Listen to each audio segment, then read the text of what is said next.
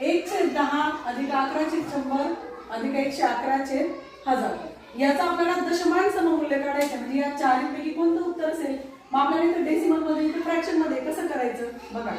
आता 1/10 खाली छेद आहे म्हणून इथे दशांश रूपांतर काय होईल 10 आहे म्हणून एका घरानंतर दशांश चिन्ह एका घरानंतर दशांश चिन्ह इथे काय आहे 100 आहे म्हणून दशांश चिन्ह किती घरानंतर येईल 2 घरानंतर 1 2 आणि मग दशांश चिन्ह आलं 100 आहे म्हणून इथे काय आहे 1000 म्हणजे 3 घरानंतर दशांश चिन्ह आलं दशांश मध्ये रूपांतर केलं की त्याची बेरीज करायची बेरीज करताना काय काळजी घ्यायची दशांश चिन्हानंतर दशांश चिन्ह ठेवायचं आणि 0 दशांश चिन्ह 1 1 1 आता यांची बेरीज करा 81 1 1 आणि 1 2 1 2 3 दशांश चिन्हाच्या खाली दशांश चिन्ह उत्तर काय आलं 0 दशांश चिन्ह 3 2 1 कुठलं उत्तर आहे बरं सी